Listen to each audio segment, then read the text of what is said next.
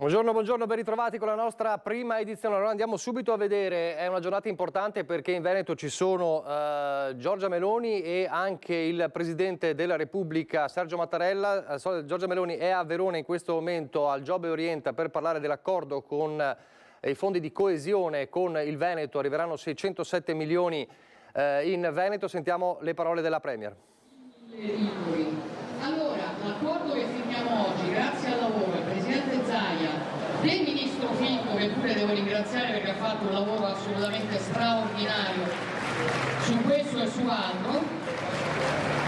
Dunque, noi stanziamo in tema di sviluppo e coesione 470 milioni di euro. Questi 470 milioni di euro si concentrano su due grandi priorità.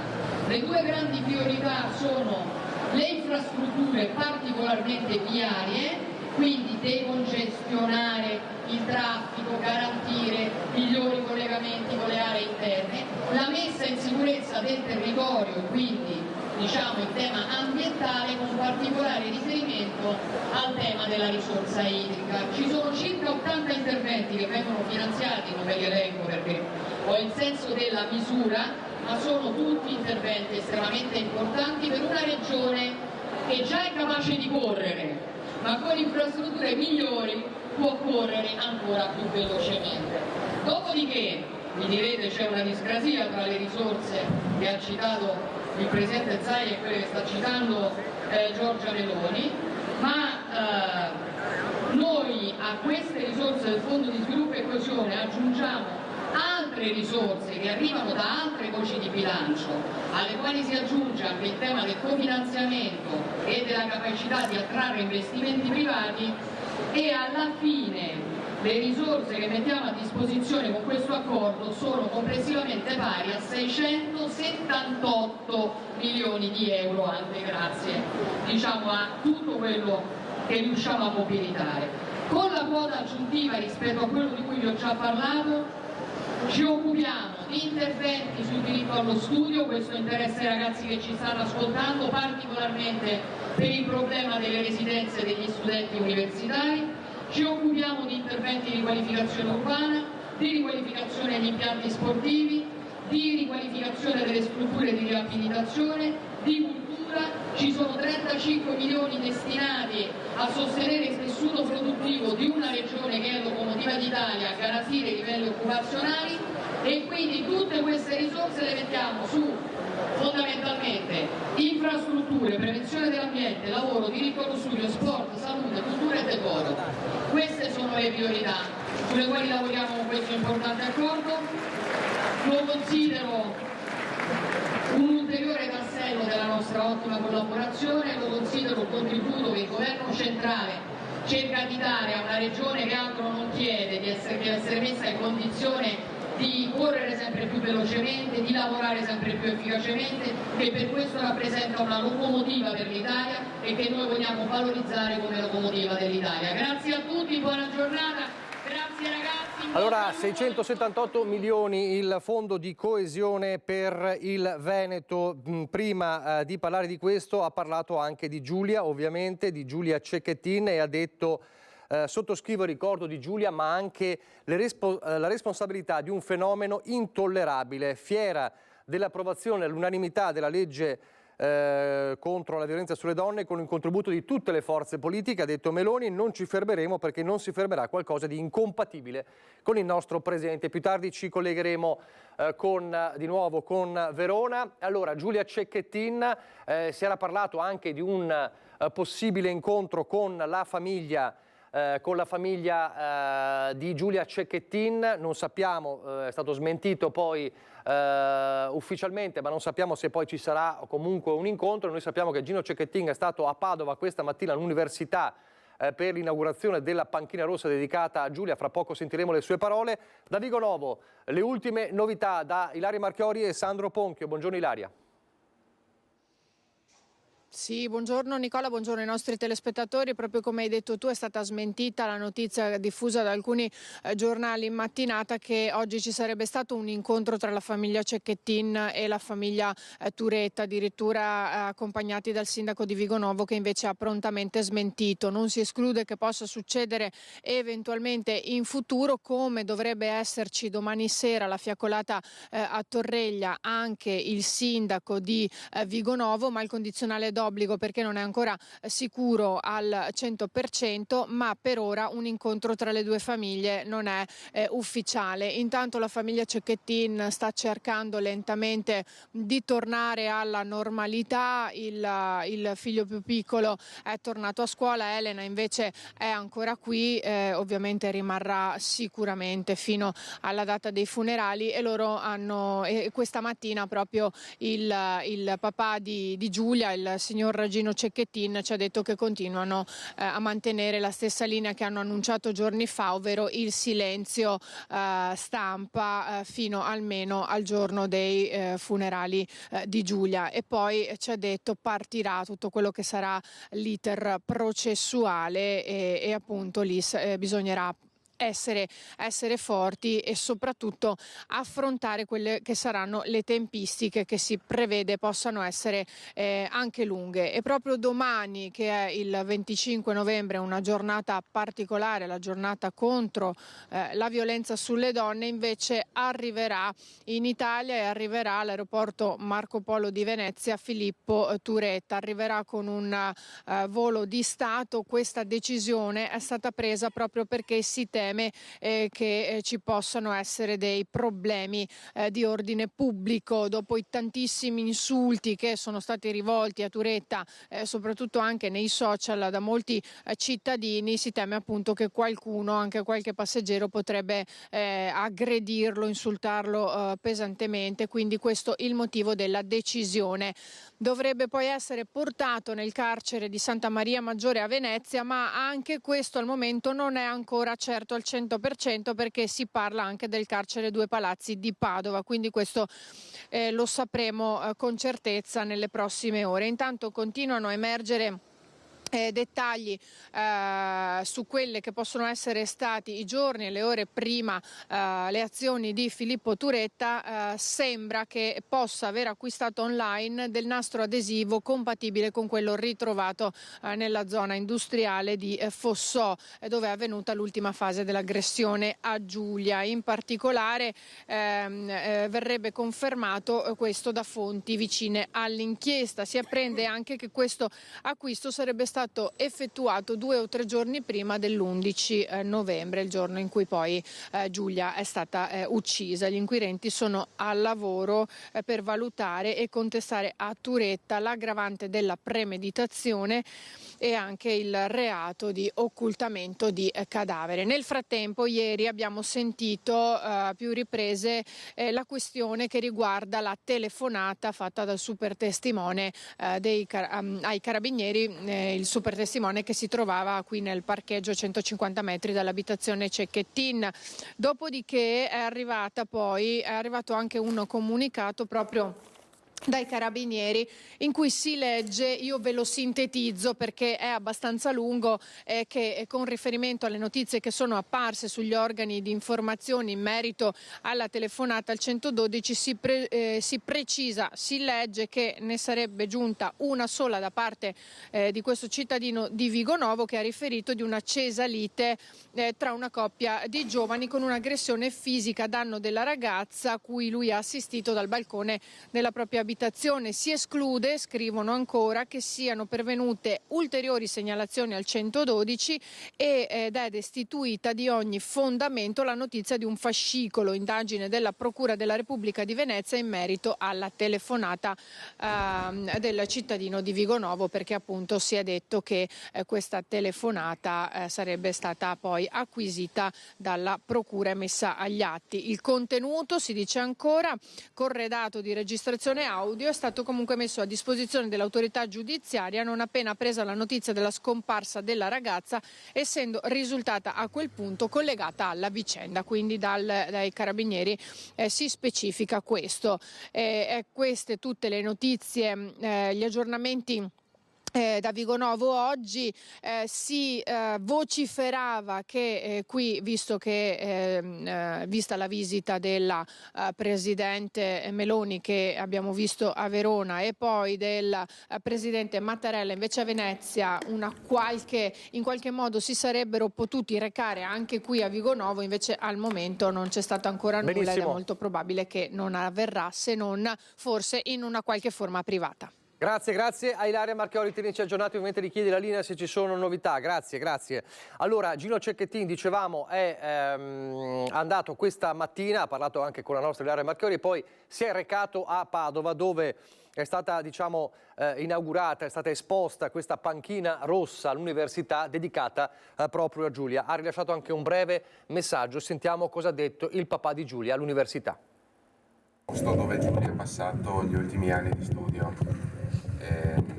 Anch'io sono un ex studente della facoltà, non sono riuscito ad ultimare il percorso, quindi sfattiamo anche con i messaggi errati che sono passati.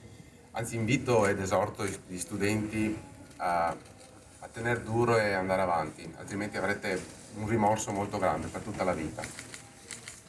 Però oggi siamo qui per Giulia e dobbiamo ricordare che da questo tragico evento deve nascere qualcosa. Vanno bene i messaggi che state dando, vanno bene i minuti di silenzio o di rumore, ma quelli poi finiranno. Quindi io voglio che tutti i giorni ognuno di noi si guardi nella vita, nella propria vita, provi a fare anche solo un pensiero su quello che potrebbe fare per migliorarla. Non nei propri confronti, ma nei confronti della persona amata, nelle persone vicine, negli amici, e soprattutto nelle donne, no? Verso le donne. Quindi analizzate la vostra vita e fate un po' di esame di coscienza su quello che si può migliorare. Ringrazio la rettrice e il professor Meneghesso che mi hanno dato questa opportunità e con loro parlavamo che bisogna istituire un modo per capire cosa sia nato tutto questo e voi potete darci una mano perché voi siete il futuro e ognuno di voi parlando, cercando di capire cosa è mancato a tutti i livelli, dai docenti agli studenti stessi, ai giovani stessi, ai genitori, perché anch'io mi faccio delle domande, e magari confrontandoci e cercando di capire cosa in più si può fare, trovare un protocollo, un modo per poter sradicare la violenza, in particolare la violenza sulle donne. Ecco, questo mi sento di dire dal cuore e io mi promuoverò finché qualcosa di positivo nasca, perché adesso Giulia non me la restituirà più nessuno, ma dalla morte di Giulia voglio far nascere magari tante belle iniziative. Vi ringrazio tutti.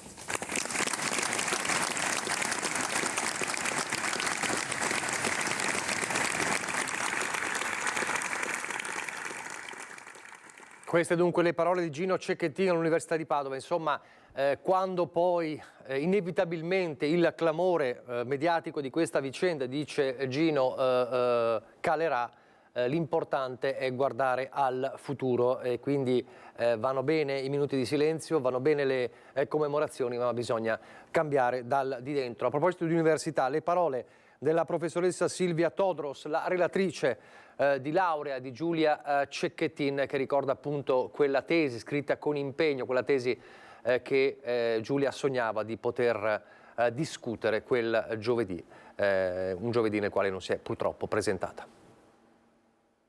Mi ha inviato la mail in cui mi mandava la versione della tesi completata, quindi aveva portato a termine tutte le revisioni che io le avevo chiesto e quindi con questo messaggio di fatto mi consegnava l'ultima versione della tesi perché era pronta per laurearsi.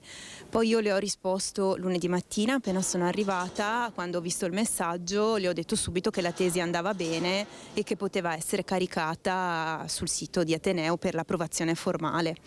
E naturalmente però a questo messaggio poi non è più seguita nessuna risposta. Giulia purtroppo non ha mai saputo che la sua tesi era perfetta. Il messaggio mandato lunedì mattina dalla professoressa Todros non le è mai arrivato. Era già morta, uccisa da Filippo Turetta e lasciata in un canalone di Piancavallo vicino al lago di Barcis.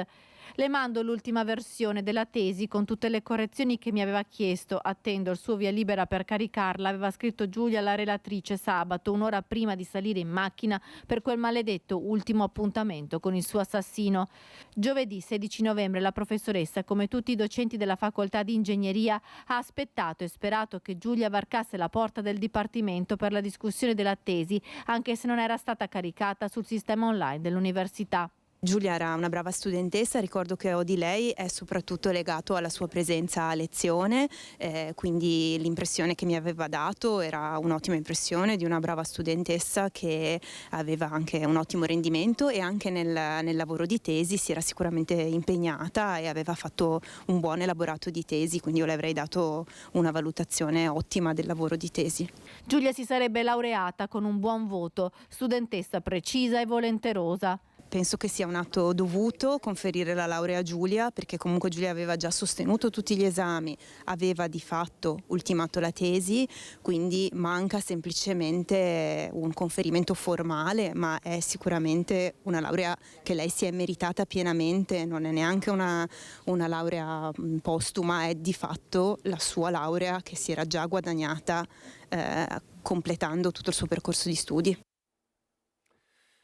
Questa dunque la professoressa, la relatrice di laurea. Sappiamo che Filippo Turetta arriverà dunque domani mattina con un volo di Stato, ce l'ha raccontato, ci ha aggiornato ovviamente Ilaria Marchiori. A trovarlo troverà insomma, a Venezia un nuovo avvocato, Giovanni Caruso, scelto dalla famiglia per affiancare Emanuele Compagno, il legale d'ufficio che è stato protagonista poi in questi giorni, in questa settimana e che in queste ore è stato anche travolto da polemiche per delle sue affermazioni sulle donne in generale che risalgono a qualche anno fa. Sentite. Nel giorno in cui è stato affiancato nella difesa di Filippo Turetta dalla penalista padovano Giovanni Caruso, Emanuele Compagno, avvocato assegnato d'ufficio dalla Procura di Venezia, è stato travolto dalle polemiche per alcuni suoi post e video pubblicati dal legale qualche anno fa. In particolare si punta il dito su alcuni video caricati nel canale YouTube di Compagno nel 2021, video in cui l'avvocato Compagno affronta il tema della violenza di genere commentando delle trasmissioni TV. La donna veniva trattata come una menomata, come un'incapace se ubriaca e scusata. L'alcol è una scusante per la donna mentre non lo è per l'uomo. Una totale deresponsabilizzazione della donna come se fosse un oggetto incapace di autodeterminarsi. Queste le parole usate da Compagno in un video che ora viene citato contro il legale insieme ad altri post su Facebook in cui parla sempre delle donne e della violenza di genere. Allora, stiamo per collegarci perché poi oggi è anche il giorno, come sapete, di Sergio Mattarella a Venezia, quindi capiremo, in teoria dovrebbe parlare intorno a 12:30. Torneremo a parlare anche di Giulia Cecchettin. Adesso però è anche il giorno dello sciopero di CGIL e UIL contro la manovra in tutte le piazze d'Italia e anche del Veneto. A Treviso, Edi Caliman con Mauro Visentin, insieme anche a Lucio Zanato. Edi. Esatto Nicola, buongiorno ai telespettatori, siamo in piazza dell'Università, in centro a Treviso. Come vedi l'allestimento che si sta pian piano togliendo rispetto alla manifestazione di questa mattina, siamo in compagnia del segretario generale della CGIL Treviso, Mauro Visentin. Stamattina in piazza perché?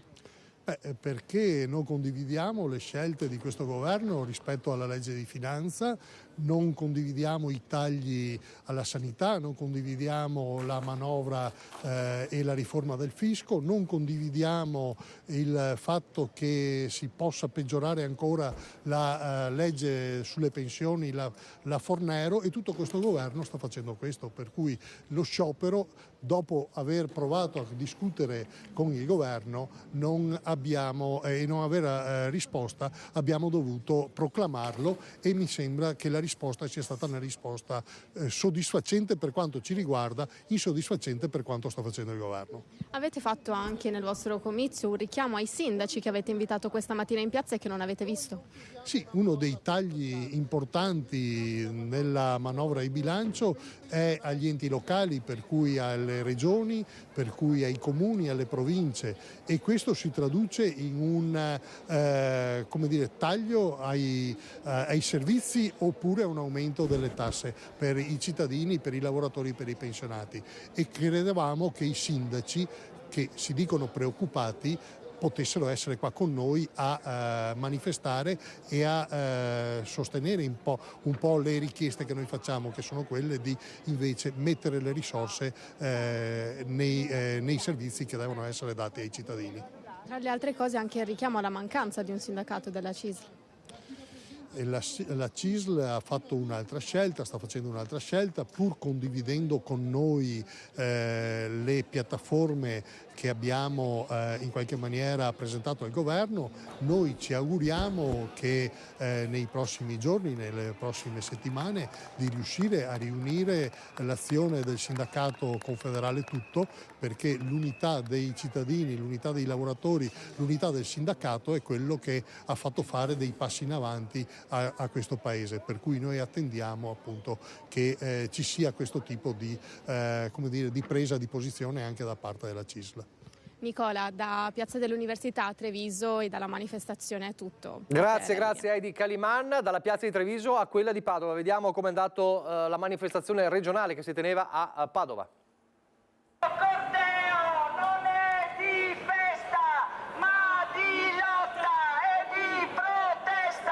Le ragioni sono le ragioni di un paese diviso in due parti, una parte che soffre e chiede una modifica sostanziale alla legge di bilancio e l'altra parte che è quella che sta benissimo perché non paga le tasse e perché quando è in difficoltà sotto il profilo della sanità se la può pagare, perché poi l'altra grande questione è di una sanità che si sposta sempre più in una dimensione da spirito privato, quindi chi ha i soldi si cura, chi non li ha non si cura. Questo noi diciamo che bisognerebbe intervenire e cambiare verso rispetto a una lotta seria all'evasione e all'elusione, all'evasione contributiva e poi cominciare ad avere una visione di questo Paese, quale politica industriale, quale politica per i giovani, quale politica per le donne.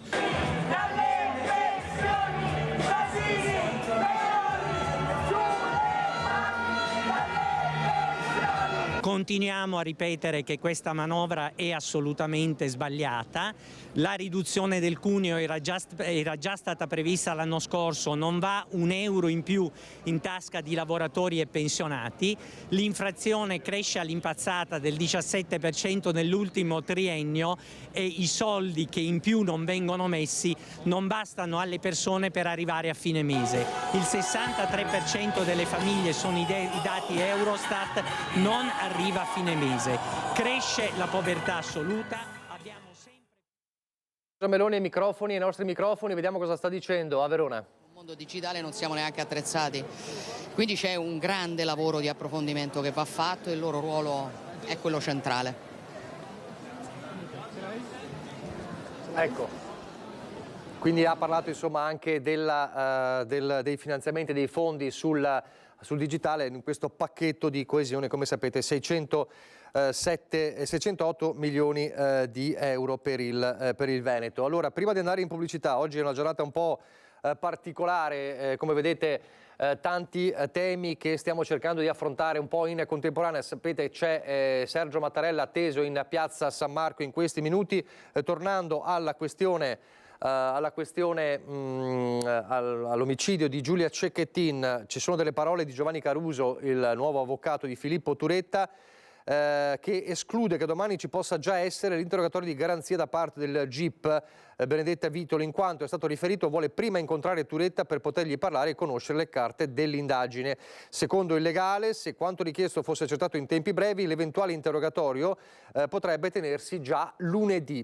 Caruso ha quindi fatto sapere che al momento non ha ricevuto alcuna notifica relativa alla posizione del suo assistito, accusato dell'omicidio di Giulia Cecchettin, ma neppure una comunicazione ufficiale su dove sarà detenuto. Quindi non è ancora detto, come diceva Ilaria Marchiori, che sia portato in carcere a Venezia, potrebbe essere portato anche in carcere a Padova. Interrogatorio molto probabilmente lunedì. Pubblicità, poi di nuovo in diretta. Rieccoci in diretta. Andiamo subito con le immagini in piazza San Marco.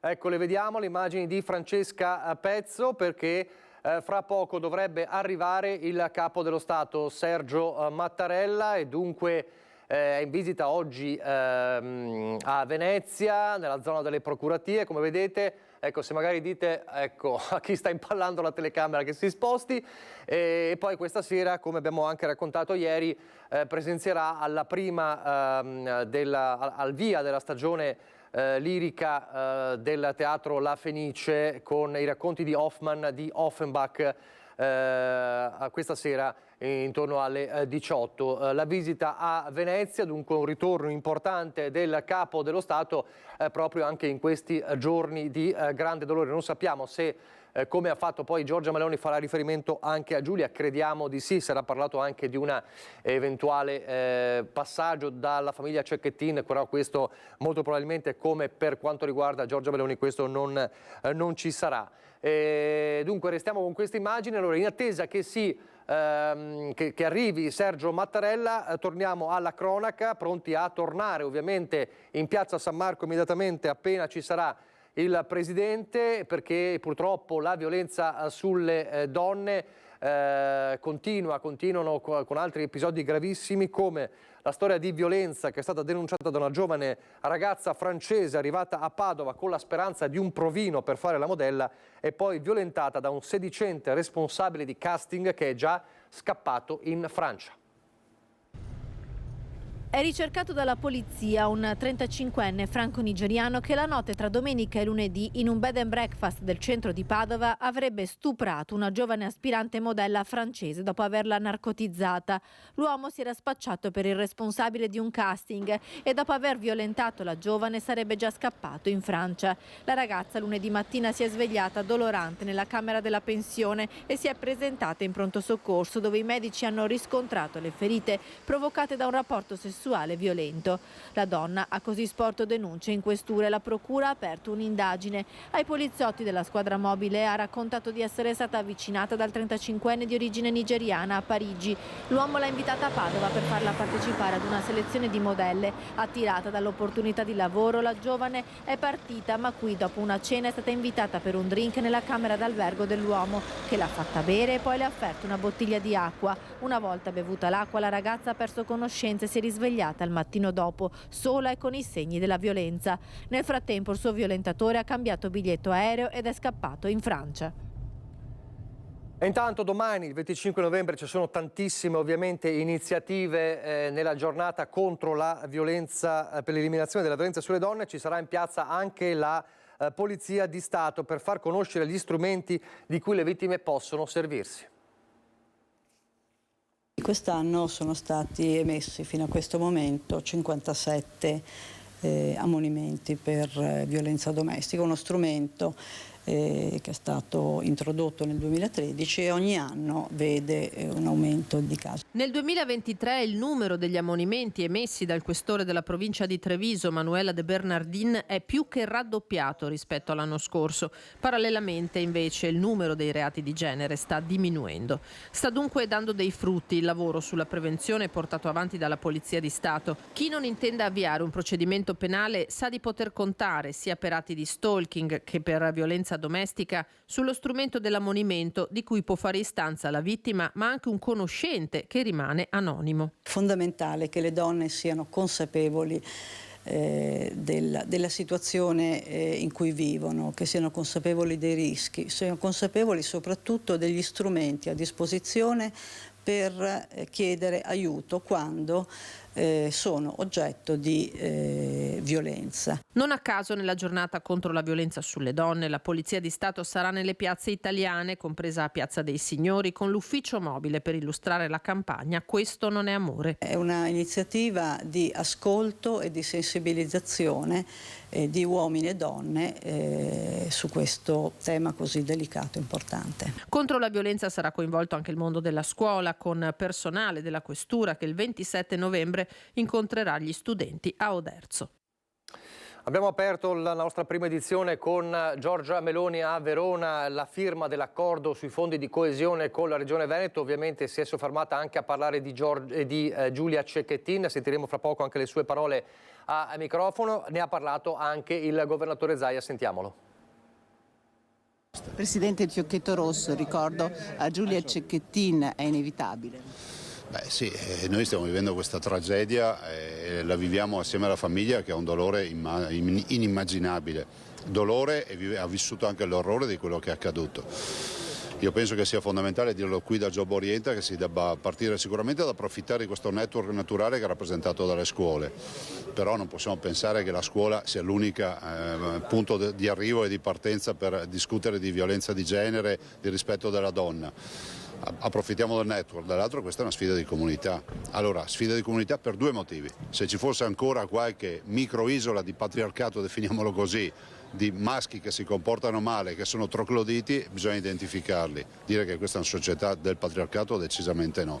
Dall'altro però è fondamentale che se si fa questo gioco di squadra, questo grande lavoro di squadra, riusciamo a identificare le menti malate, perché la storia di molti di questi casi ci porta davanti a della gente che è sbarellata di testa e che va curata. Ha già qualche idea per ricordare Giulia, Presidente? Ha già qualche idea per ricordare Giulia? Ma noi guardi, peraltro Giulia è un caso estremo di quello che è già capitato in Veneto. Io cito in questi giorni, perché poi si dimenticano questi casi, Iole Tassitani, uccisa da un uomo e tagliata a pezzi per occultare il suo cadavere a Castelfranco, un'altra ragazza di Montebelluna ammazzata dalla... Tagliamo un secondo, Zaia, perché sta arrivando il presidente Mattarella a Venezia. Allora sentiamo, vediamo. Sentiamo anche l'audio di fondo, grazie. Presidente. Accompagnato da Luigi Brugnaro, ovviamente, il sindaco di Venezia.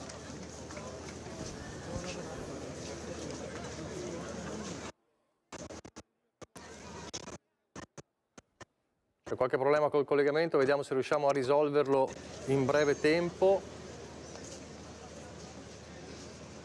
Allora, il presidente Mattarella, come sapete, sarà questa sera all'apertura della stagione lirica del Teatro La Fenice.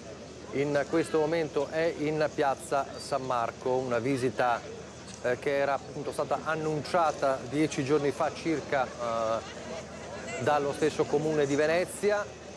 Ovviamente non è la prima volta che il Capo dello Stato visita il capoluogo lagunare, lo visita peraltro in questi giorni, come dicevamo, di dolore e di grande cordoglio per la morte di Giulia Cecchettin.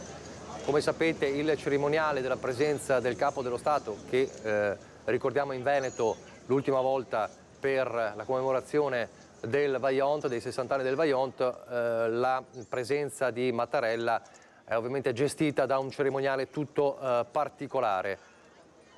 Non sappiamo in questo momento se e come parlerà, è previsto che faccia un brevissimo discorso proprio alle procuratie. Allora, facciamo così, restiamo sempre collegati con Venezia in attesa di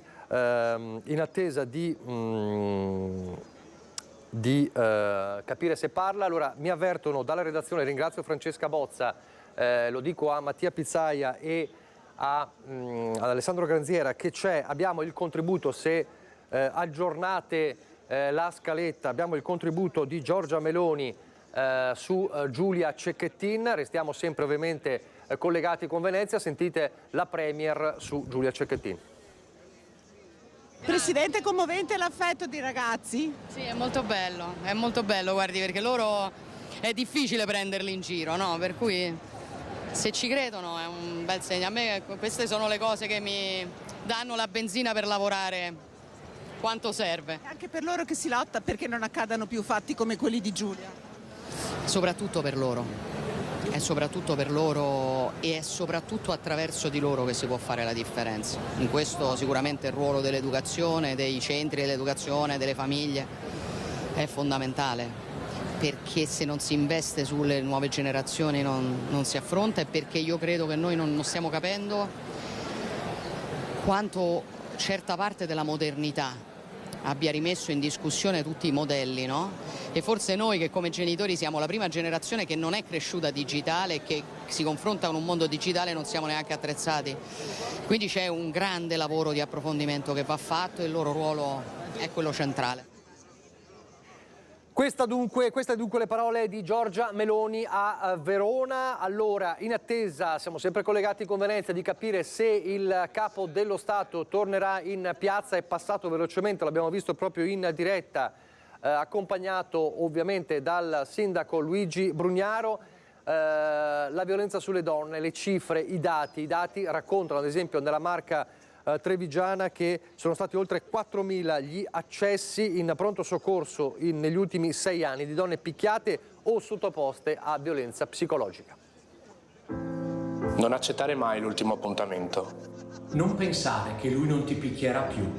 Non credere di poterlo cambiare. La tua gonna non è troppo corta.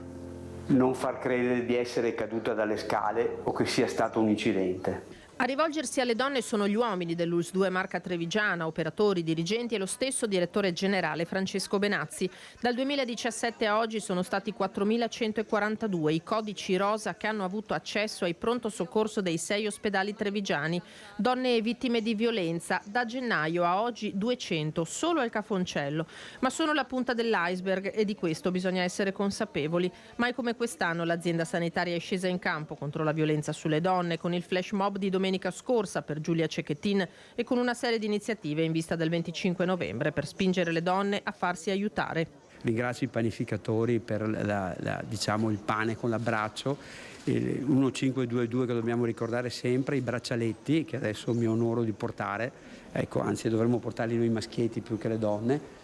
Tutto questo serve a tutti noi per non dimenticare e per ricordarci che c'è una quotidianità dove purtroppo tante donne soffrono comunque di soprusi.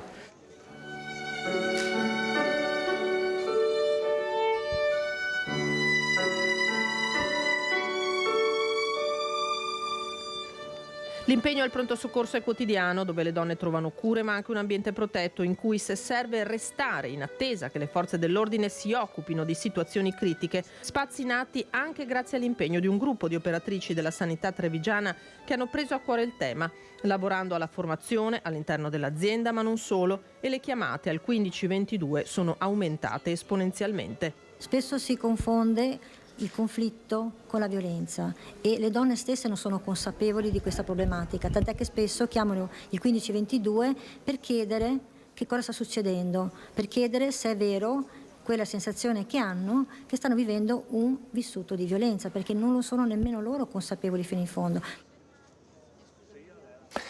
Allora, c'è un'altra piaga in Veneto ed è quella, in tutta Italia, è quella degli infortuni, degli incidenti sul lavoro, mortali e non. C'è stato ieri un altro infortunio grave nella zona di Gaiarine con un operaio di 24 anni romeno residente a Conegliano, un operaio presso una ditta che si occupa di sistemazione dei tetti, che è caduto da circa 8 metri a Gaiarine, è stato ricoverato in gravi condizioni, sembrerebbe fortunatamente non in pericolo di vita. E proprio ieri nella Marca era presente la Commissione parlamentare d'inchiesta del Senato sulle condizioni di lavoro in Italia. Ha fatto un focus sulla Marca, questo è il bilancio che ne è emerso.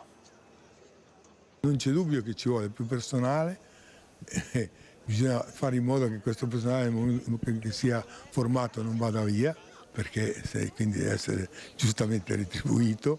Quindi questa è una necessità, ci vuole più formazione. Non a caso noi abbiamo chiesto come Commissione l'audizione anche con il Ministro del Lavoro la Ministra Calderoni e con il Ministro Valditara. Carenza di controlli e formazione non sempre adeguata, questi mali del mondo del lavoro nella Marca e nel Veneto, secondo la Commissione parlamentare d'inchiesta sulle condizioni di lavoro in Italia, che in giornata ha fatto tappa nel Trevigiano, iniziando il suo ciclo di audizioni alla Boccon di Pieve di Soligo, teatro della tragedia costata la vita alla 26enne Anila Grisciai. Qui i commissari senatori guidati da Tino Magni hanno incontrato a porte chiuse i vertici dell'azienda. dell'azienda. Nessuna commistione con l'inchiesta avviata dalla Procura, precisa Magni, solo considerazioni politiche che comunque hanno un peso specifico, soprattutto in vista di futuri provvedimenti legislativi. È evidente che anche i macchinari nuovi, come abbiamo potuto vedere in quella fabbrica, non c'è la conoscenza in qualche modo dei rischi fino in fondo che ci possono essere, perché non basta la tecnologia di per sé, ovviamente ogni cosa porta anche dei rischi che in questo caso magari non vengono conosciuti, quindi è necessario formare. In prefettura a Treviso la commissione ha incontrato associazioni di categoria, sindacati, mondo sanitario, istituzionale sullo sfondo il boom dei morti sul lavoro, quasi triplicati in un anno nella Marca. C'è il problema della formazione, ma c'è anche quella, ad esempio, delle malattie professionali nuove che magari non si conoscono. C'è la necessità, certo che ci vogliono risorse, bisogna spendere più soldi perché la sicurezza non può essere considerata un costo ma un investimento, questo è. Queste dunque le parole di chi appunto presiede la commissione parlamentare d'inchiesta. Siamo sempre anche in collegamento con, le vedete le immagini, con Piazza San Marco. Lo ricordo, il Presidente della Repubblica ha fatto un passaggio, stiamo cercando di capire se si fermerà a parlare. Restiamo nella cronaca della Marca trevigiana, la notizia di ieri inquietante e fortunatamente che ha portato a un'espulsione di un 25enne considerato un islamico radicalizzato e pericoloso, pronto anche ad azioni offensive, risiedeva a Montebelluna. Lo hanno rintracciato a Montebelluna dove viveva. Un cittadino marocchino attenzionato dalla polizia è stato espulso. Gli uomini della Digos lo hanno fermato ed allontanato dall'Italia per motivi di sicurezza. Il provvedimento è stato firmato dal ministro dell'Interno Matteo Piantedosi. L'uomo era controllato dalle forze dell'ordine per le sue posizioni religiose integraliste e oltranziste ed aveva mostrato atteggiamenti di intolleranza nei confronti di simboli cristiani, oltre al proposito di voler commettere azioni offensive. Ad annunciarlo lo stesso ministro, che ha sottolineato la preoccupazione che stava destando questa persona tra i frequentatori della moschea di Montebelluna, gestita dall'associazione Attavasol. Sconcerto nelle parole del sindaco di Montebelluna, Adalberto Bordin. È una notizia preoccupante, motivo in più per ovviamente fare in modo che anche la polizia locale, nell'alveo dei propri strumenti amministrativi e di polizia, possa fare ulteriori accertamenti che già fa regolarmente anche di concerto con l'Arma dei Carabinieri. Il cittadino marocchino era arrivato in Italia nel 2020 ed era residente attualmente a Montebelluna. Da tempo era attenzionato dalla polizia di prevenzione, poi le sue esternazioni hanno convinto il ministro a firmare il decreto. Una faccenda inquietante, per cui mi sento di ringraziare il Ministro La Digos e la Polizia di Stato per essere intervenute. Ricordo che Montebelluna è una città che accoglie. Poche settimane fa abbiamo avuto un incontro sul dialogo islamo-cristiano, un momento in cui è stato addirittura piantato un albero in segno di fratellanza da una persona di religione musulmana e una persona di religione cristiana. Di sicuro non siamo tolleranti con gli intolleranti. Un lavoro certosino da parte degli investigatori che monitorano ogni possibile rischio per la sicurezza e l'incolumità dei cittadini. A parlare nel prossimo servizio è l'ex presidente e uno dei fondatori di quella associazione Attavasol che appunto poi ha di fatto denunciato di per sé stesso la presenza di questa persona, di questo 25enne che, dice l'ex presidente, era arrabbiato, aveva progetti violenti, parole violente contro la Chiesa. Sentite. Si tratta di un giovane sui 25 anni, il cittadino marocchino espulso dall'Italia. Non era un frequentatore assiduo dell'associazione Attavasol, era andato al centro solo qualche volta, ma le sue affermazioni hanno messo in allarme gli altri fedeli. Aveva delle proposte violente che la situazione non gli piaceva praticamente e aveva delle intenzioni un po' violente verso la Chiesa, per esempio, e verso la situazione in generale. Noi, ci spiega l'ex presidente e fondatore dell'associazione, stiamo lavorando per contribuire all'integrazione, soprattutto con i giovani.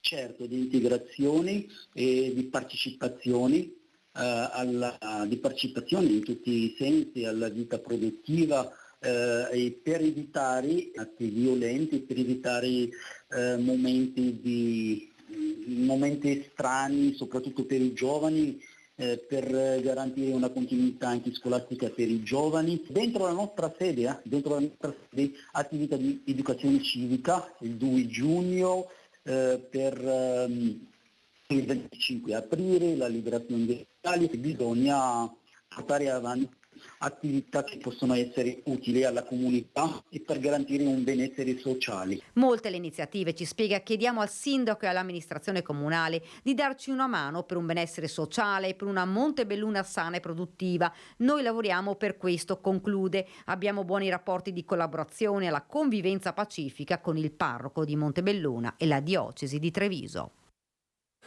Torniamo a Venezia, Filippo Fois, l'attesa, o meglio, l'abbiamo visto il Presidente per capire adesso se dirà qualcosa fra poco, nelle prossime ore. Filippo? Ah, non c'è ancora. Allora facciamo così, in attesa di Filippo Fois restiamo a Venezia perché ieri è stato calendarizzato il cosiddetto contributo d'accesso, il ticket per Venezia, che partirà il 25 di aprile 2024 e avrà una durata sperimentale intanto di 29 giorni.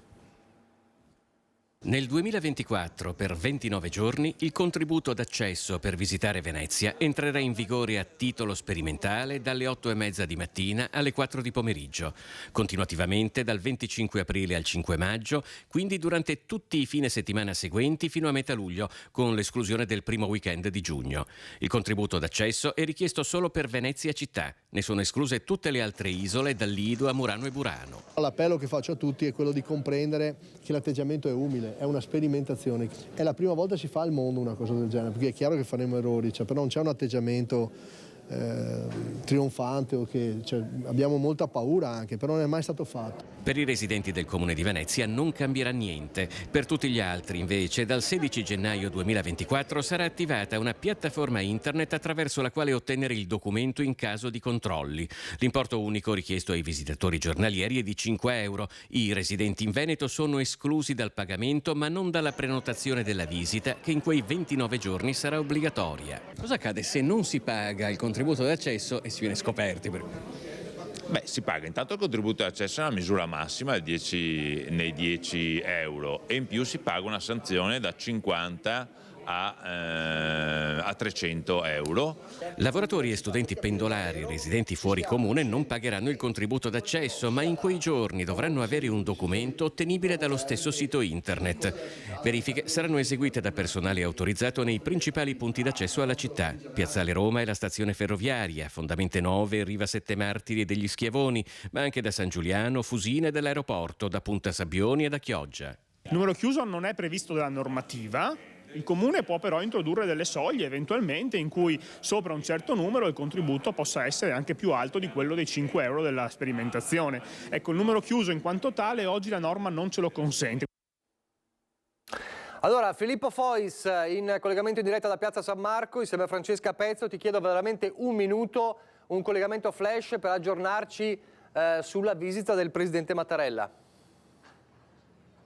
L'abbiamo visto in diretta mentre arrivava. Buongiorno a tutti, così come flash è la visita di Mattarella oggi a Venezia. È arrivato, ha attraversato la piazza veramente in velocità, accompagnato dal sindaco Luigi Brugnaro e dalla vicepresidente della regione Elisa De Berti, che fa le veci del presidente Zaia, che si trova a Verona, come sapete, con la premier Meloni, ed è entrato alle Procuratie Vecchie, che sono questo enorme fabbricato che occupa una buona parte, tutto un intero lato di Piazza San Marco, che è stato recentemente oggetto di un importantissimo restauro e di una riapertura al pubblico. Ad attenderlo c'erano i vertici delle Generali che hanno curato per l'appunto questo restauro. La visita dovrebbe durare circa una mezz'oretta, 3/4 d'ora. Adesso vediamo se quando esce il Presidente parlerà. Poi sappiamo che in serata ci sarà il Presidente Mattarella presenzierà all'apertura della stagione lirica del Gran Teatro La Fenice, che si trova qualche centinaio di metri da qui. Nicola. Grazie a Filippo Fois e Francesca Pezzo, continuate a presidiare dunque Piazza San Marco, grazie a voi insomma e grazie alle vostre immagini siamo riusciti a vedere in diretta l'arrivo, per quanto breve, di Sergio Mattarella a Venezia. Allora, prima di andare in pubblicità, torniamo a parlare di noi, del gruppo Media Nord-Est e di Antenna 3, con il nuovo record per la nostra emittente. Ad ottobre Antenna 3 resta la prima TV regionale d'Italia secondo i dati certificati Auditel e Media Nord-Est il primo network a livello nazionale tra i network appunto locali. Guardate.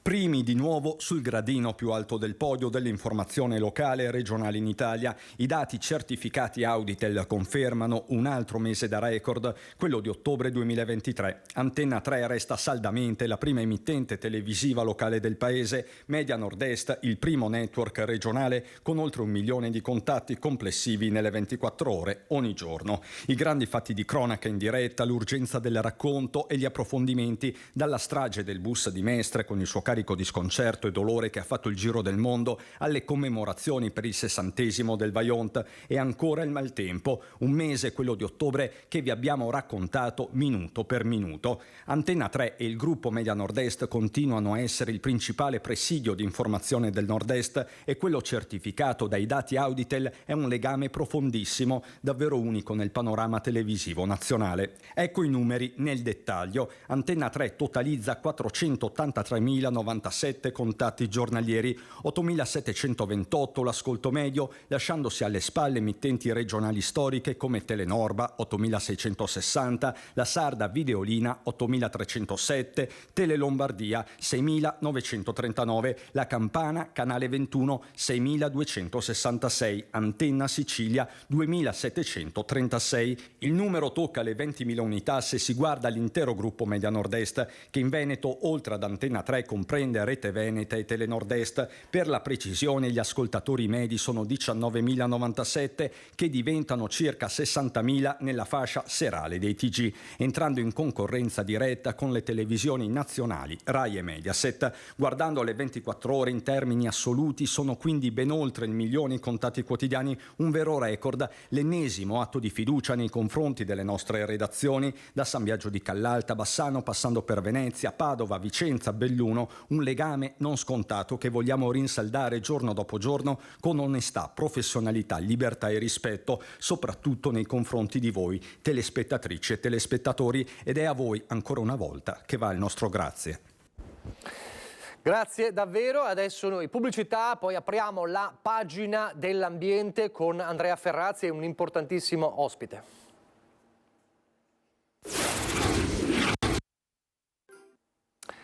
Rieccoci in diretta con la nostra prima edizione. Allora, è lo spazio come sempre del venerdì sull'ambiente, sulla transizione energetica, cioè quello che ci aspetta nei prossimi anni, anzi nel prossimissimo futuro.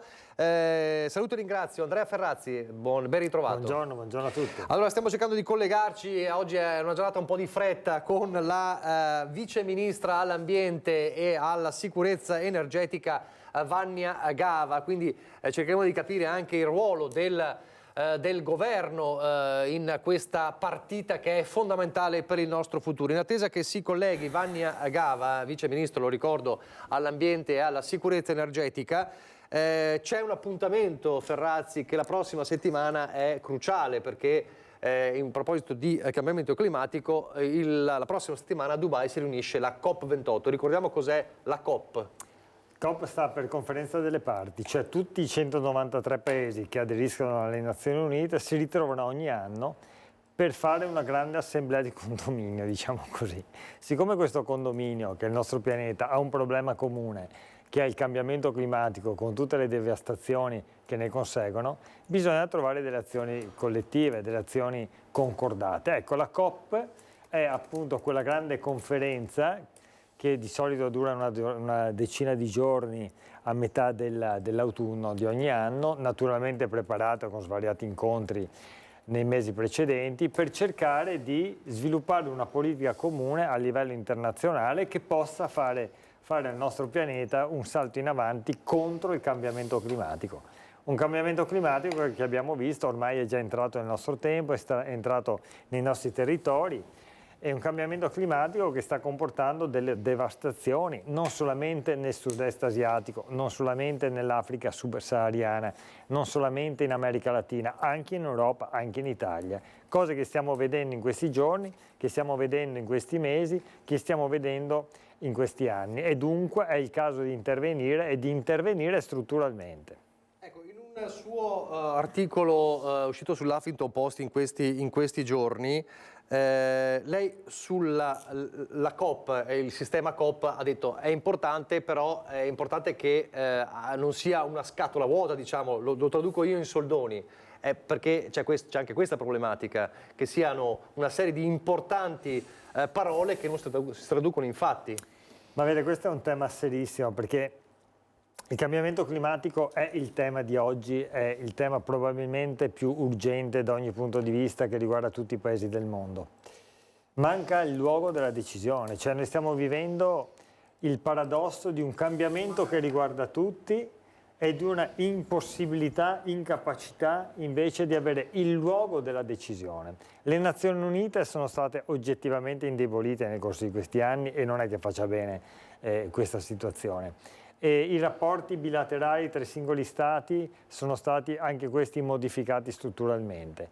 E dinanzi a questa cosa qui il tema è che i singoli stati nazionali non sono assolutamente in grado di incidere, perché lei si figuri un paese come l'Italia se da solo è in grado attraverso le proprie politiche di incidere sul cambiamento globale, ma se lo fa l'Italia non lo fa la Cina, non lo fa l'India, non lo fa il Brasile, non lo fa l'Australia, questo è il grande poi le problema. Conseguenze arrivano anche in Italia.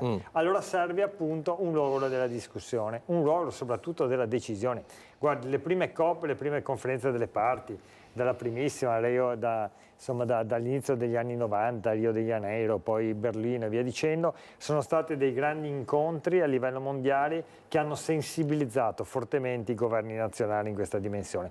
Dalla COP del 2015, anzi un po' anche da Kyoto, ma poi dalla COP del 2015 a Parigi, c'è stato un salto di qualità, perché i provvedimenti, le scelte attuate diventavano anche stringenti, dal punto di vista legislativo stringenti, normativo stringenti per gli Stati membri. Ora si tratta di fare un salto di qualità, un salto in avanti. Non è facile, ma è quello che bisogna fare. Il fatto anche che si trovi a Dubai, che si riunisca a Dubai, era stato anche un motivo di perplessità, forse all'inizio, la scelta? Sì, è una perplessità e dietro c'è anche una sfida, cioè andare in uno dei grandi paesi produttori, diciamo, delle fonti energetiche fossili, no? In particolare il petrolio, e avere peraltro il presidente della conferenza delle parti, che sarà il ministro dell'industria degli Emirati Arabi, che a sua volta è presidente di una grandissima compagnia petrolifera, sì, ha fatto storcere il naso più di qualcuno. Io la voglio vedere in positivo, cioè la voglio vedere come un'assunzione di responsabilità a partire addirittura dai paesi che dal petrolio e dal gas ci hanno guadagnato i miliardi e miliardi e miliardi di dollari nel corso dello scorso secolo e di tutto questo decennio. E devo anche dire, per riconoscere, che i paesi del Golfo Persico, i paesi della penisola arabica, il Qatar, gli Emirati, l'Arabia Saudita, stanno molto investendo nella transizione, cioè siccome nella transizione energetica, siccome hanno capito che il futuro dell'energia è nelle fonti rinnovabili, il sole, il vento, l'idrogeno verde, stanno cercando loro di diventare hub, per esempio, dell'idrogeno verde, in modo tale un po' alla volta di mantenere una leadership nella produzione delle fonti di energia anche nel momento del declino del petrolio, che sarà assolutamente ineludibile. E questo è un insegnamento per tutti noi. E noi in Europa, per esempio, invece non abbiamo riserve fondamentalmente di petrolio. Quelle che ci sono fondamentalmente sono, diciamo, nel mare del nord, poi anche nel bacino del Mediterraneo, ma quelle del nord vanno già ad esaurirsi, e allora noi dobbiamo imparare da questo per accelerare moltissimo nella logica della transizione verso appunto le fonti green. Ecco, sempre nel suo articolo all'Huffington Post lei cita un termine inglese ed è un passaggio di cui abbiamo già discusso, ma che è bene ribadire. Lei parla di twin transitions, anzi, cioè transizioni gemelle. Cosa si intende? Ma guardi, lo si capisce benissimo guardando il PNRR, quella grandissima fonte di finanziamento europeo di circa 1 miliardo di euro che è stato distribuito tra i 27 paesi dell'Unione Europea e che vede il nostro paese come il paese più finanziato d'Europa, 190,5 miliardi di euro. Per darle il quadro dimensionale, la manovra di cui si sta parlando e polemizzando come ogni anno anche in queste ore nel nostro paese, sa a quanto ammonta? A 26 miliardi, quindi stiamo parlando di una cifra, appunto 190 miliardi per il nostro paese, enorme. Mattarella l'ha chiamato il piano Marshall. Sì, dicendo addirittura giustamente che è stato un finanziamento maggiore addirittura del mitico, disse Mattarella, piano Marshall. Ebbene, allora, se lei va a vedere le 6 fonti di finanziamento che sono state finanziate, le 6 voci finanziate col PNRR, le prime 2 sono quelle che lei giustamente ha chiamato adesso le transizioni gemelle, cioè la transizione verde e la transizione digitale. La transizione verde è il primo posto in assoluto come finanziamento, è da sola circa il 30%, siamo sui 60 miliardi. La transizione digitale è 20%, 40 miliardi. La somma supera 100 miliardi di euro di investimento. Non c'è dubbio alcuno che la somma tra transizione verde e transizione digitale uguale competitività di sistemi, cioè i paesi che investono, stanno investendo, hanno investito nella transizione ecologica e nella transizione digitale, sono i paesi che creano quello che è un differenziale competitivo, come si dice, innalzano la bandiera d'ingresso per altri paesi, come si dice in economia. Cioè sono i paesi che pensano a uno sviluppo che crea benessere, posti di lavoro per i propri cittadini, qualità della vita anche dal punto di vista della sostenibilità sociale e ambientale. Sono anche i paesi che avranno meno conflitti interni nella transizione, perché vede, se adesso non ci attrezziamo, tutte le tensioni sociali che avverranno nel momento in cui ti trovi scartato dal mercato internazionale saranno acutissime ed è per questo che dobbiamo assolutamente saperle guidare in questa fase di transizione. Ecco, questo è il concetto di transizione gemelle. Il nostro paese, c'è da dire, è all'avanguardia in particolari settori della transizione green, in particolare sul il riciclo dei rifiuti. Noi siamo abbondantemente il primo paese d'Europa, siamo quella che si chiama best practice, cioè siamo leader a livello mondiale in questo settore. Abbiamo intere catene della produzione del mondo dell'economia e dell'industria che in questa direzione stanno spingendo e sono leader del mondiale del mercato. E dobbiamo naturalmente insistere ancora molto in questo. Per esempio, nella transizione siamo invece molto indietro su tutta la questione dell'elettrico, sulle batterie elettriche, sull'automotive, e questo è un problema serio. E poi siamo indietro sul digitale. Siamo l'ultimo paese, per esempio, in Europa dal punto di vista della capacità della pubblica amministrazione nel saper gestire questa transizione, e questo è un problema serio. Nel frattempo in Europa c'è stato un voto importante che cambia, adesso cerchiamo di capire come cambia l'utilizzo degli imballaggi. Forse abbiamo il collegamento con Vanni Agava? Vediamo, no, non la vediamo ancora, Fatemi sapere perché dovrebbe essere su questo Skype, ma noi non la vediamo. Allora, nel frattempo, in attesa che si colleghi, un voto importante in Europa che cambia il sistema degli imballaggi. Cosa è successo? Cosa è stato votato?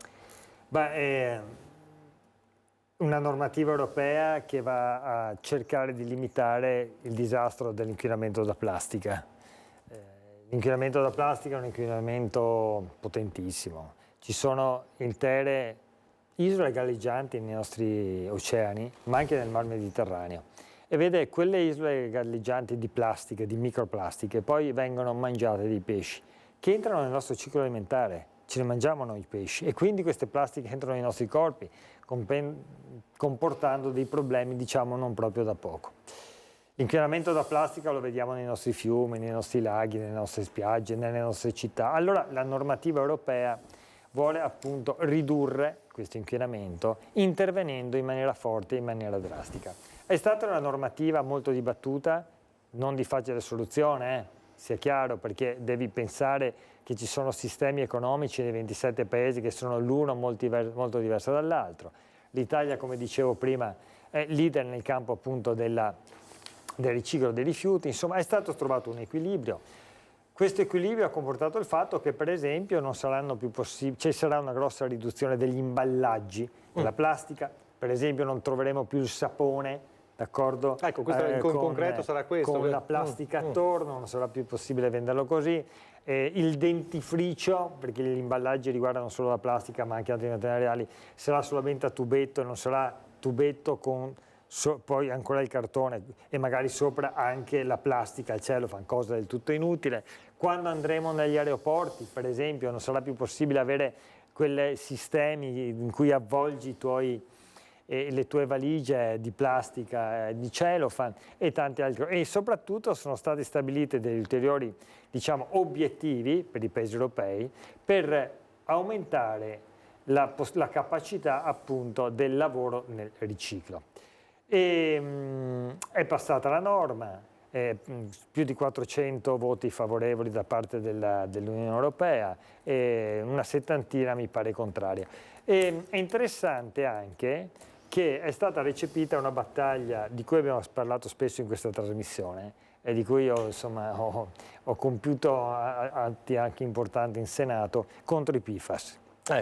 Perché i PFAS, queste sostanze chimiche per le quali c'è in corso il processo presso la Corte d'Assise di Vicenza per avvelenamento ambientale e per inquinamento ambientale, avvelenamento, disastro ambientale nella fattispecie, ebbene erano presenti anche in molti sistemi di packaging della plastica, per esempio. Bene, sono stati vietati, cioè non sarà più possibile utilizzare i PFAS all'interno dei prodotti dei packaging. Questo è un passo importante e si inserisce all'interno della battaglia che noi stiamo combattendo perché, come abbiamo già detto, molti veneti, troppi veneti, hanno pagato un prezzo troppo alto.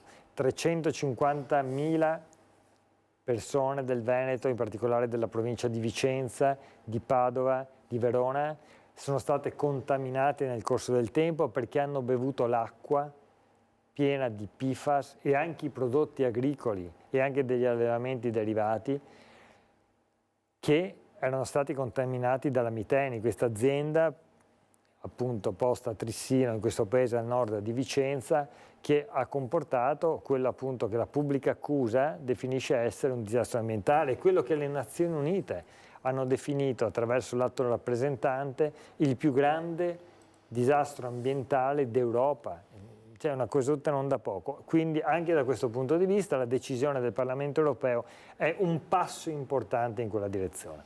Ecco, è un passo importante che ha trovato, diciamo, una unità di intenti. Non è sempre così in Europa su questo. Qual è la cosa che le fa più arrabbiare magari di questi anni che non è stata, immagino tante? Ma sai, ma non è che mi faccia arrabbiare, no, mi faccia arrabbiare. Noi dobbiamo essere realisti. Ogni processo di trasformazione è lento, però dobbiamo capire che quando si tratta di combattere l'inquinamento climatico non abbiamo tempo, questa è la verità. Non c'è tempo, lo dicono gli scienziati, chi dice il contrario va contro la storia, ma soprattutto va contro la scienza, questo è il dato di fatto. Noi dobbiamo accelerare in questa direzione. Dopodiché anche qui ci sono poi le decisioni da compiere, gli equilibri da trovare tra i vari paesi. Io credo che questa operazione sia stata un'operazione importante. Devo anche riconoscere che è stata un'operazione in cui tutte le forze politiche del nostro paese hanno contribuito a migliorarla, questa norma, anche se poi il voto è stato differente, perché si è spaccata anche la maggioranza del governo. Forza Italia nel Parlamento europeo ha votato a favore di questo provvedimento, che vedeva come relatrice una liberale, quindi non un estremista ambientalista, di Renew Europe. Ha votato invece contro la Lega e Fratelli d'Italia, hanno votato a favore i 5 Stelle, PD e Verdi. Insomma c'è stata anche qua, però riconosco, questo mi raccontano anche tutti gli europarlamentari con i quali sono in contatto diretto costantemente, che c'è stato anche nelle commissioni un lavoro importante anche per promuovere tutta la filiera industriale italiana, che naturalmente ha un valore importante. Allora, noi stiamo cercando di capire se arriva il collegamento con Vanni Agava. Vedo che ci sono dei problemi tecnici con il vice ministro all'ambiente e alla sicurezza energetica, che è importante per capire il governo, perché poi è il governo, no, che deve agire, lo dicevamo prima, perché noi possiamo fare tutte le ipotesi che possiamo. Ricordiamo insomma, che si arrivò a un passo da una importantissima decisione che poi non si fece proprio perché cade il governo, quindi c'è questa... Lei si riferisce al porre dei limiti ai PFAS. Esatto, certo. esatto. E questa è una delle tante cose che poi non sono avvenute perché il governo a suo tempo non è caduto, ma al di là dell'ultimo governo, sì, esatto, è caduto. Al di là di quest'ultimo governo, in generale sono le decisioni che vengono prese.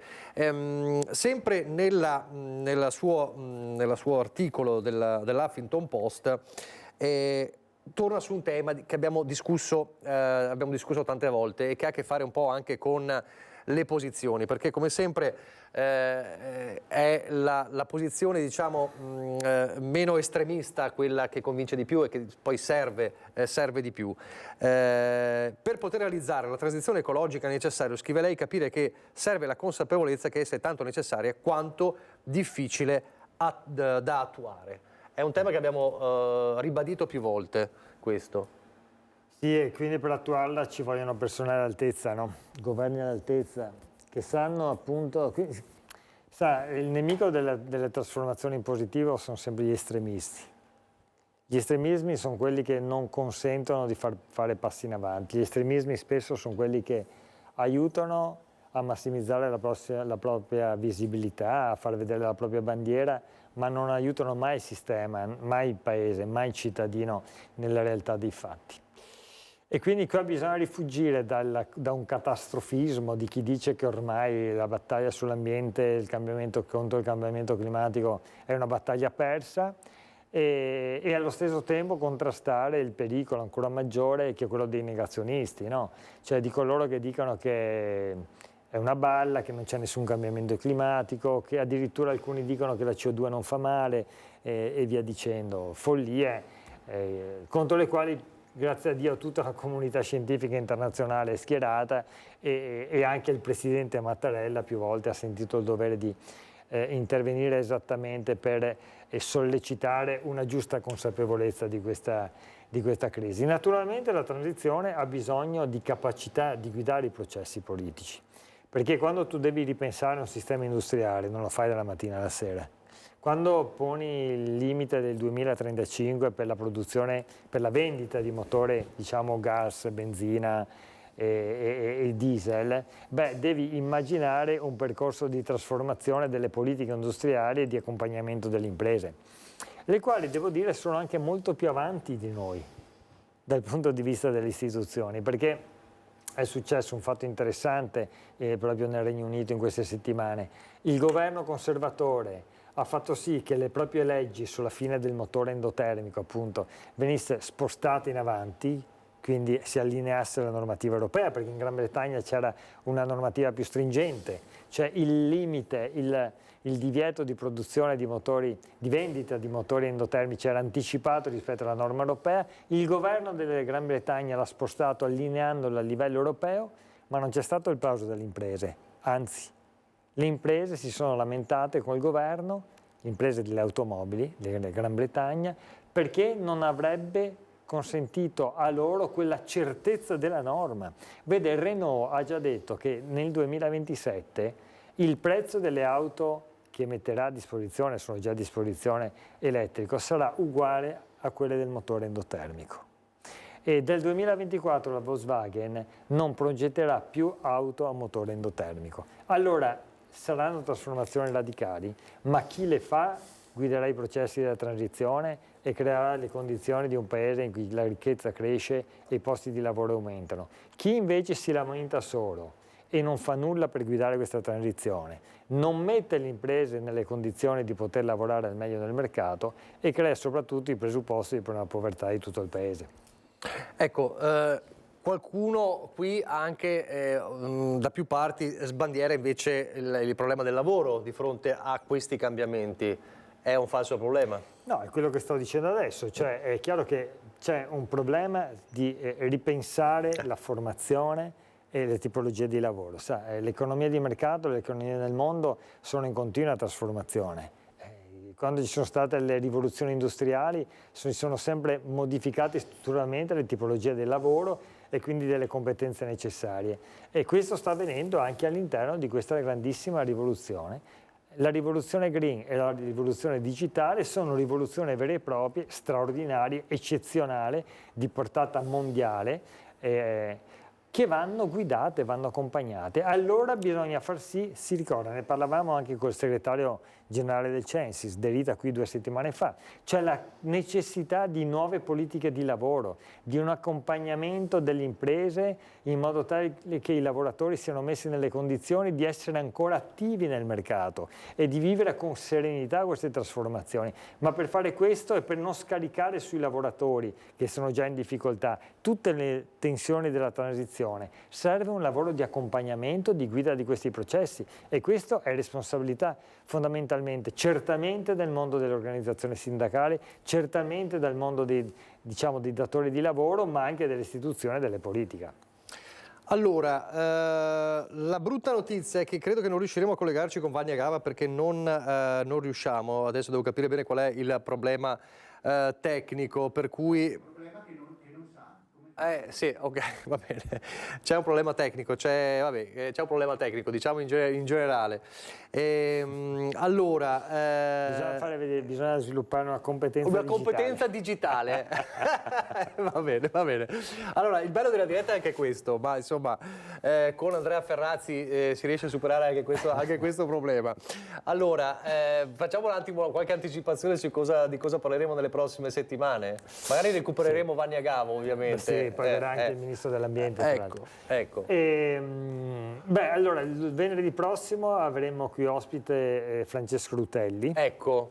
Allora, venerdì prossimo, quindi segnatevi alle 13, Francesco Rutelli. Ha appena scritto un libro molto interessante, si chiama Il secolo verde. Rutelli è stato insomma uno dei primi ambientalisti nel nostro paese, che ha portato anche a livello istituzionale questa sensibilità e ora guida delle associazioni anche a livello globale internazionale sulle questioni del soft power, cioè su come riuscire a guidare i processi della giusta transizione ecologica, della giusta transizione digitale e anche a trovare la pace nel mondo senza dover usare per forza le bombe o la politica forte. Per questo soft power, cioè un potere dolce, un potere che sappia mettere insieme le parti per trovare i giusti punti di accordo, e di quanto ne abbiamo bisogno anche in queste settimane, in questi mesi in cui stiamo vivendo eventi tragici in Europa e nel vicino Medio Oriente.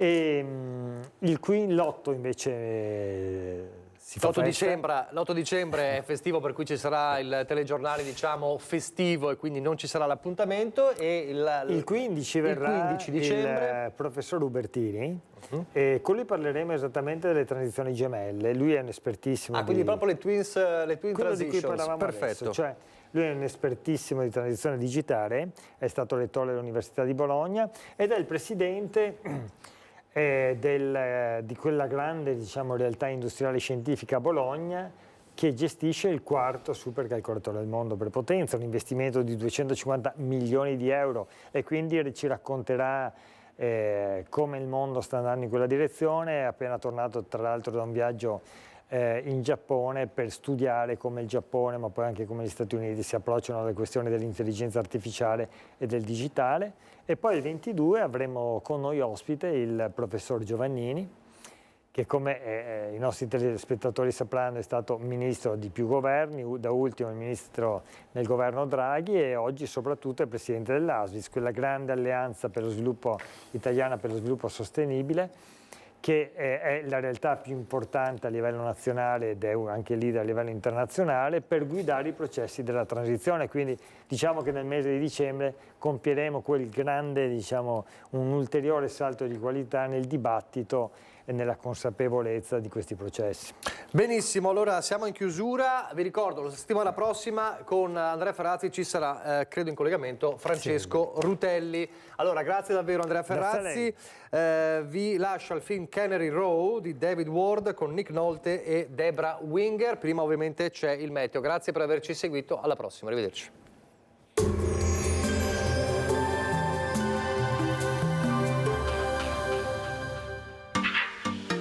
Tremonti, attrezzature e materiale per saldatura professionale a Montebelluna.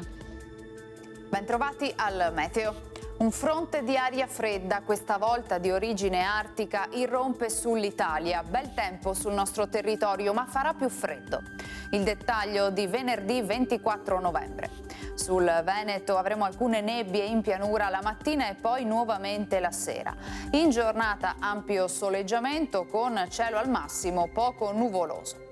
Le temperature, come detto, saranno in generale calo, minime tra -1 e 3 gradi, massime invece comprese tra 8 e 9 gradi all'incirca. Spostiamoci ora sul Friuli Venezia Giulia.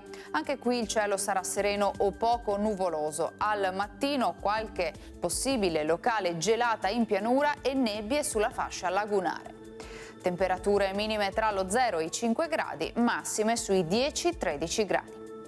Infine diamo uno sguardo al Trentino Alto Adige, dove la situazione sarà pressoché simile, avremo un'alternanza tra sole e locali annuvolamenti.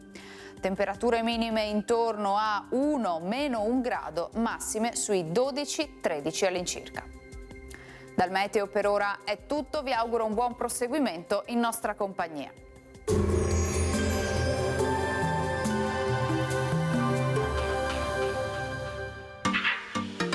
Tremonti, attrezzature e materiale per saldatura professionale a Montebelluna.